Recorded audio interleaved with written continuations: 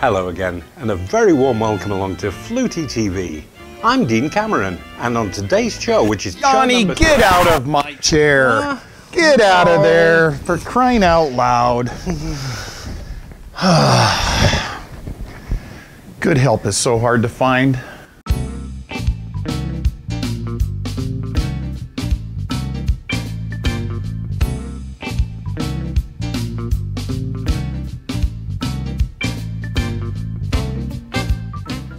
Welcome to tonight's episode on FLOOTIE TV. We have a special episode tonight.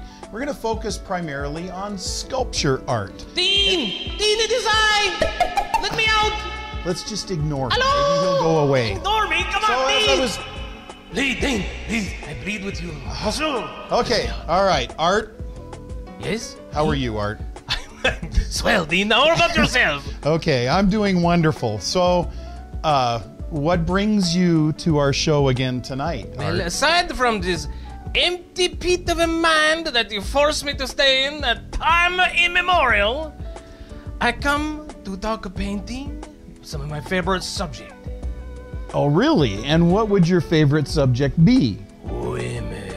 Oh, no. I love the women. Oh, no. They do for me Oh, my. such magical things, such pure form, such wonderful figure. Okay. And so, since you are coming from my mind, this could get very dangerous. Well, maybe Since you are perhaps. coming from my mind, I suppose that I should probably share with you. Now, first of all, disclaimer, the most beautiful woman in the world is my wife. No, wait. But you are not- The most beautiful woman in the world. You have a wife? Yes, Art, I do. And How you're did you not how did you allowed manage this trick? to paint my wife. Is she? Oh, Okay, I will not paint her without permission. no, you will not. Of course not. So, I but don't even if know her favorite color. If I was to go back in time and select a few beautiful ladies that I, you know, were somewhat attractive to me in my younger years, Yes. we'll start with, well, you know, in the musical world, the one that I really thought was very pretty was Linda Ronstadt. Oh, Jerry Brown, Linda Ronstadt with the roller skate. Yeah, she took a kind of a cute picture in a Cub Scout uniform too. We will move on from the weird Cub Scout imagery that you have in your mind. Yeah. Moving on. Well, and then another, you know, in my TV watching days, there was a young lady by the name of Valerie Bertinelli. Oh, And I yes. thought, Valerie Bertinelli. One day at a time with this young one. yeah, that was the show she was on. And And she I thought- marries the guitar player Eddie Van Halen. Yeah, she sure did. Yeah, you're very good with your facts tonight, Art. Oh, I am a pop culture mega mind inside this. I have Mega nothing else to something. do except read People magazine in there. Yeah. Well, and you know, probably the next one that I, you know, kind of had a crush on, and I think it had a lot to do with her Australian accent. Oh, you like the accent, do you? Well, yeah, Seem it to be was attracted to people with accent. Olivia Newton-John. I thought she was a very sweet young lady. Let us be physical. Let us be physical. Oh, or the Grease. Is a Grease, yes. The Grease The with the Grease. Jean Travolta. You're batting A 1,000. masterpiece. Now, let's just stop and think of those women. If you were to paint a collage Oh, French word, collage. I know of French. these three very attractive women Yes. to come up with the most beautiful woman, what would that look like? It would look something like this. Art. What? Is it beautiful, no? That does not It's beautiful, look no? like any of those women. It looks like all of these women. She can be anything, this one. Well, yeah, Misty. she sure does. Misty. Yeah. She can become anyone you will. Okay, And Art. she blue. And she has a scale on the head. I think And look at the bikini made of scale. it is time for the imagination. for you What? No. to go No. Art. Please, I plead. No, we'll see you later.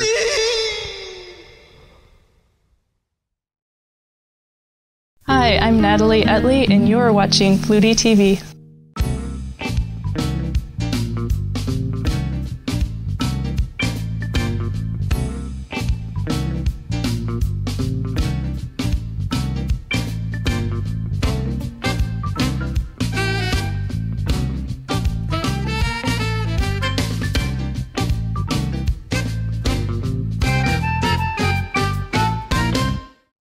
Welcome back to FLOOTIE TV.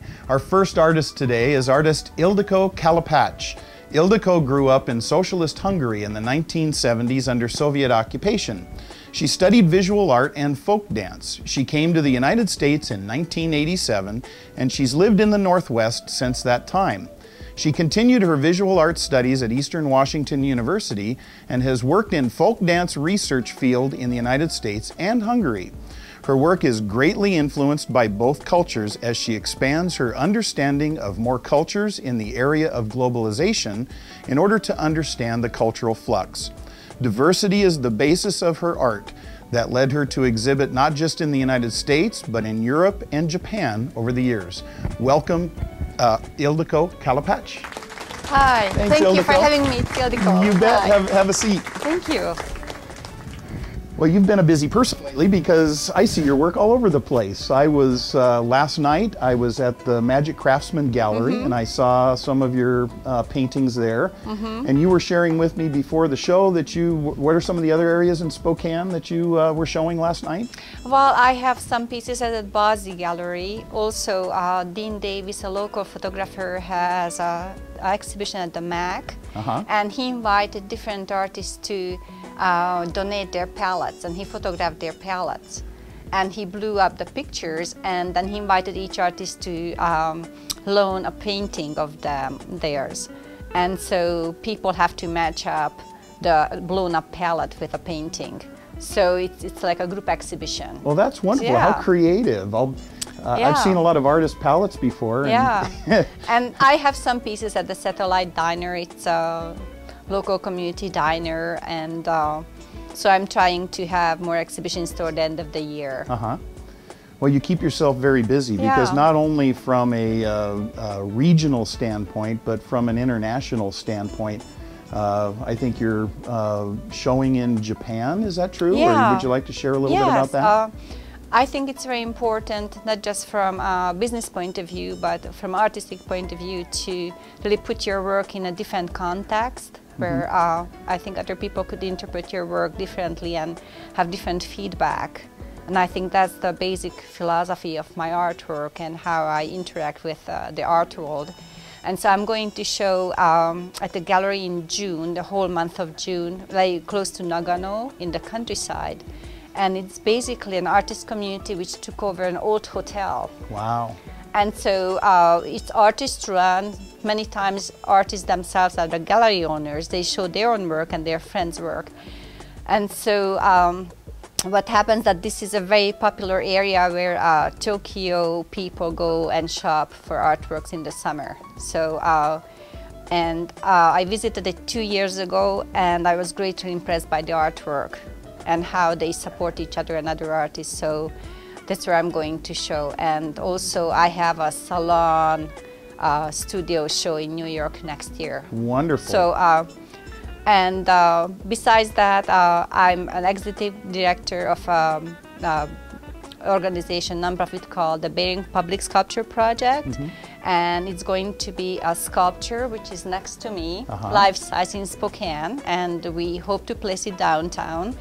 And the nonprofit board and I started to fundraise for that this September, and we hope to have it in place by the spring of 2016. So tell me a little bit about the Bering Project. What inspired this sculpture? What, from a representation standpoint? I've been thinking a lot about women in war because I focus somewhat on social issues also and gender issues. And I saw the pictures of a photographer called Holly Pickett. She used to work for the Spokesman Review, but now she goes internationally, travels internationally, and she goes to front lines of wars, and she photographs the wars and the aftermath of wars. And I saw pictures of hers of Afghan women, and how poor they were, and how the war has impacted their lives. And they were very depressed, and that's when I thought I had this image in my mind, that the women carry the burden of war. Also, the food basket emphasizes that they really feed the families. They are the caretakers of the families, and also they take care of the men and their partners during and after war. So this is like a global image of women, I think, in war and after war, and they are pretty much in the background. People don't notice them because people focus on more the actions of war, not those who really support the families and communities. Well, it's a very powerful image. And so the Bering Project then is raising money to be able to place a larger-than-life public sculpture, is that correct? It's going to be life-size. Life-size. And what's interesting of this approach that most war sculptures I know of, they are bigger than life-size. They're on a pedestal. Usually it's a male figure who is dominating, and it's heroic and victorious. And we wanted to do something where it really talks about the citizens, the individuals who have seen war, both refugees and veterans and their families. And so this is going to be in the ground, so people can walk around, they touch the sculpture, so they could be in the same sphere with the sculpture, so it's more a personable experience than with other war sculptures. Now, are you searching for a location, or has there been a location assigned for the piece? We are negotiating a location on the north side of the river by the Monroe Bridge. Oh, wow. With the city, so I think so it'll we be pretty a much signature nailed piece down. that- Yeah, absolutely. And our hope is that this is going to start a dialogue, and it's going to be a more positive piece about war, very hopeful piece, and maybe start people to talk about their experiences, start some healing, some discussions, maybe on a professional level among maybe historians, or psychologists, or people in the healthcare who deal with both veterans and refugees. So discuss all these issues. So I think it's more like a starting point for people. A place to begin conversation. Absolutely. Yeah. So if people want to get involved in the Bering Project, how might they find out more information or how to become associated with your effort? Yes, they can just go to the Bering Project, theberingproject.com, and we have all kinds of information about it, what our goals are, how much we are going to raise, and also how people can donate.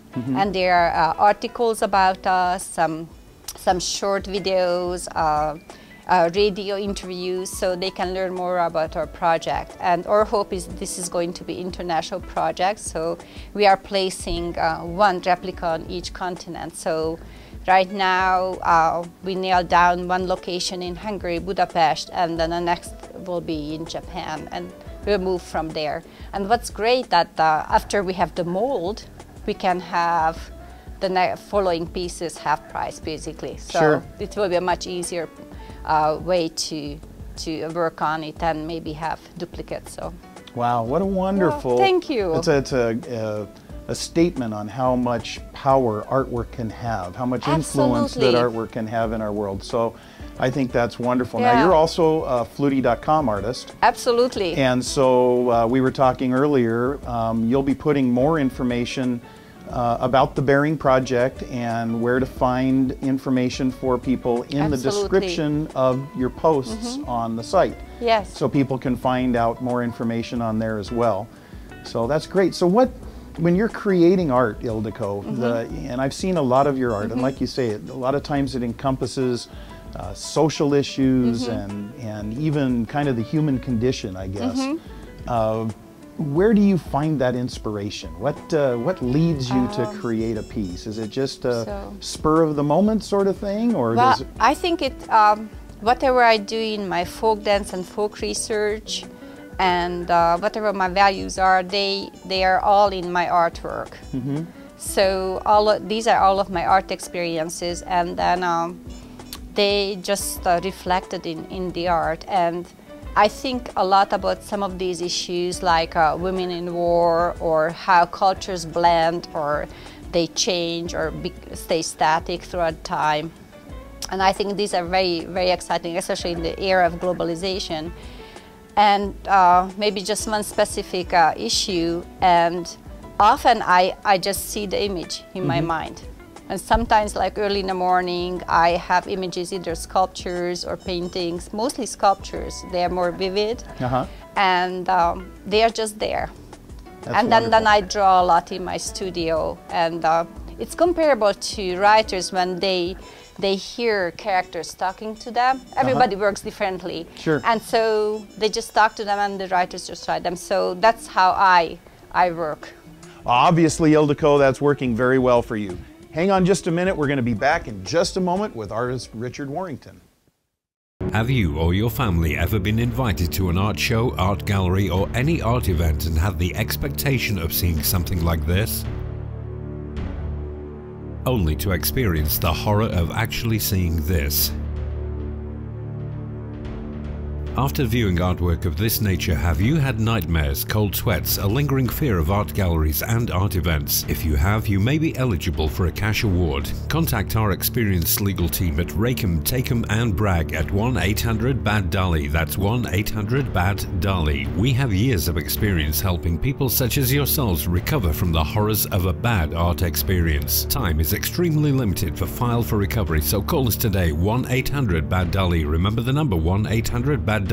They make millions. I mean you should too. No paintings were harmed in the commercial. Bad art is very subjective in nature, and the judge may laugh us out of the courtroom. All checks should be made out to Rackham, Takem and Bragg. If you do not hear from us after a settlement has been made, please refer to our name. That number once again, 1-800-BAD-DALI. That's 1-800-BAD-DALI. No kidding, really, 1-800-BAD-DALI. One more time, 1-800-BAD-DALI. Don't you dare forget it.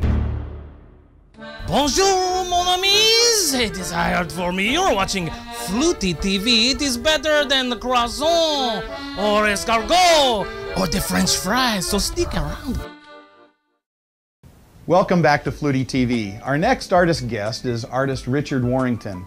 Richard's career has spanned 43 years. He started in 1971 in a small gallery studio in downtown Spokane, where he created small and large paintings.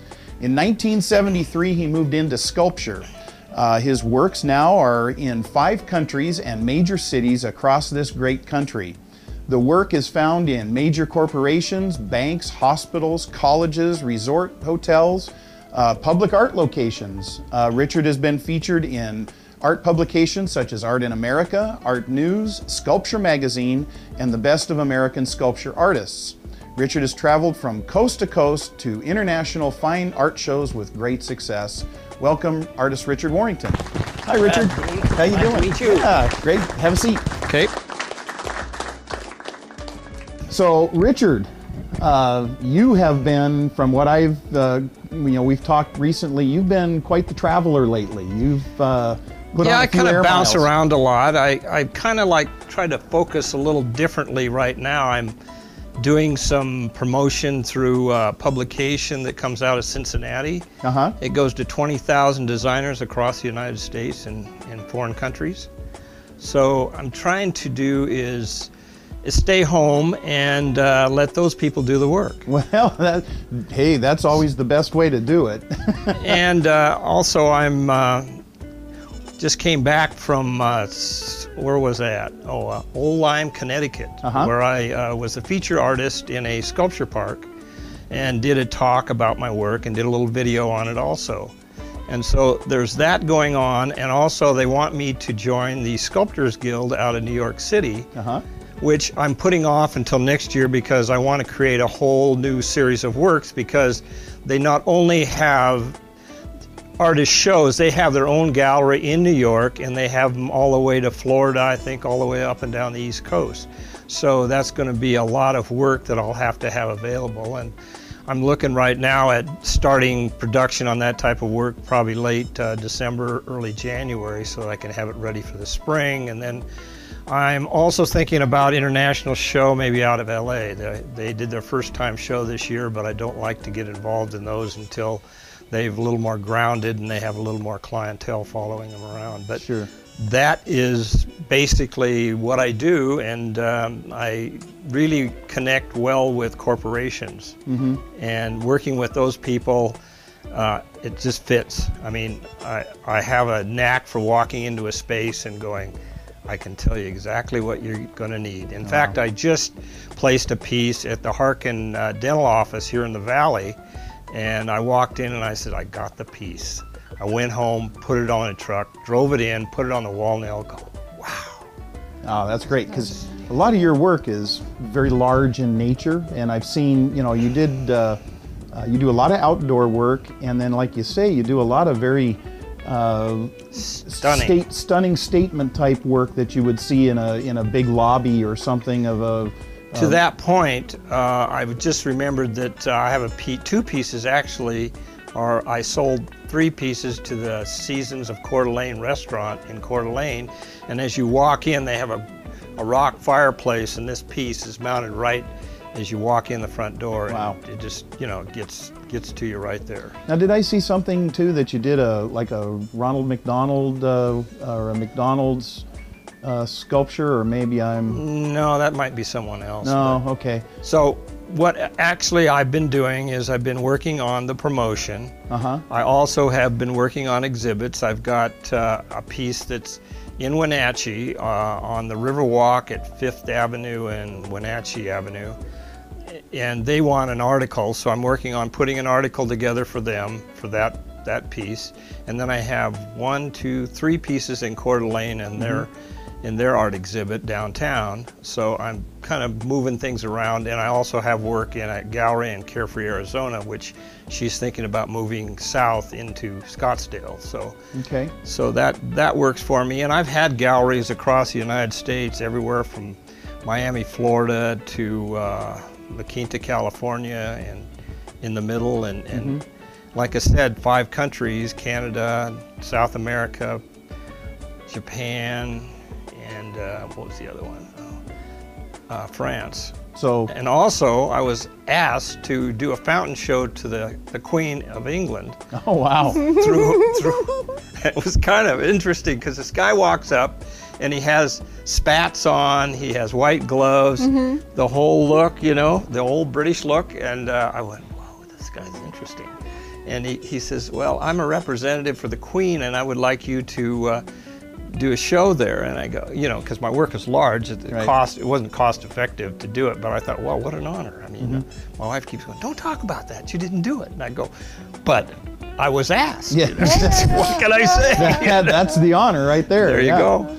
So, master of metal you are with the inside. Yeah, I'm a master craftsman. Tell me a little bit, what's this piece that we're seeing here today? This one's called Spirit Guide. And this piece got me a 2-page spread in Best of American Sculpture Artists out of New Jersey. And they found this piece on my website doing an internet search of sculptures. And so I ended up putting an arch in the article and a couple other pieces, but this was the main piece that they liked the best.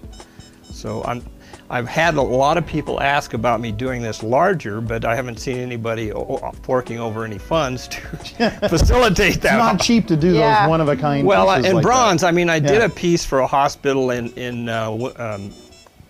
Winfield, Illinois, and it was fabricated out of 1/8-inch bronze. It was 10 feet tall.